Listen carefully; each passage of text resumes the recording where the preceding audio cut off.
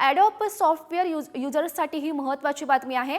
ॲडोबच्या 29 software आणि services पासून सावध राहण्याचा CERT Inc आता इशारा दिल्याचं पाहायला मिळत आहे। तर या सॉफ्टवेअरमध्ये आढळलेल्या धोक्यांमुळे तुमचा डेटा आता हॅकर्सकडे जाऊ शकतो असं सुद्धा सध्या समजतंय।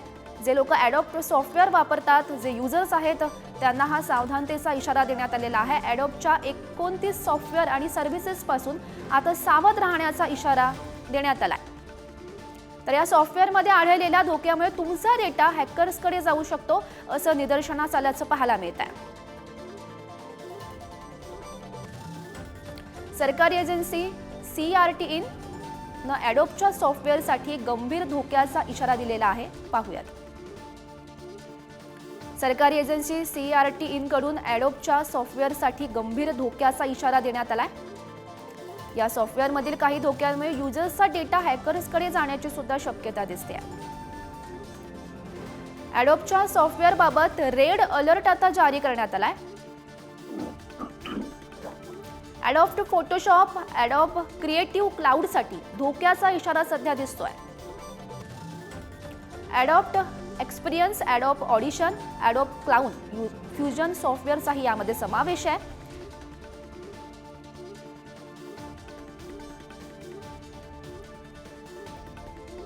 तर या संदर्भात बोलण्यासाठी आपल्यासोबत सायबर तज्ञ प्रशांत माई आपल्यासोबत आहेत। प्रशांतजी, तुमचं पुढारी न्यूजमध्ये स्वागत।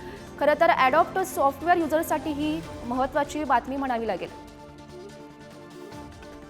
एकदम महत्त्वाची आहे, कारण ॲडोबी भारतामध्ये भरपूर वापरलं जातं आणि ह्याचं जे फोटोशॉप आहे, फोटोशॉप 2023, 2024, कोल्ड फ्युजन आणि ऑब्विसली त्यांचं क्लाउड, ह्यामध्ये वल्नरेबिलिटी सापडली आहे आणि त्या वल्नरेबिलिटीमुळे तुमच्यावरती रिमोट अटॅक, म्हणजे रिमोटली तुमचं संगणक ॲक्सेस करून त्याच्यामधला डेटा चोरी होऊ शकतो किंवा त्यावर काही दुसरे व्हायरस प्रत्यारोपण होऊ शकतं।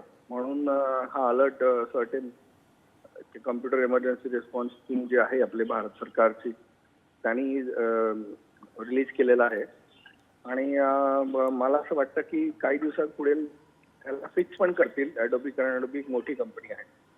एक फक्त लक्षात ठेवायचं की PDF मध्ये अजून त्यांनी काही सांगितलेलं नाही आहे, पण जास्त वापर आपण PDFचा करतो, PDF फाईल्सला करतो। तर पॅनिक न होता ॲडोबी वापरणं गरजेचं आहे। हो प्रशांतजी, आपण पाहतोय खरं तर ॲडोब सॉफ्टवेअर हे अनेक जण वापरतात आणि आता मिळालेल्या माहितीनुसार 29 सॉफ्टवेअर आणि सर्व्हिसेस पासून सावध राहण्याचा इशारा खरं तर देण्यात आलाय।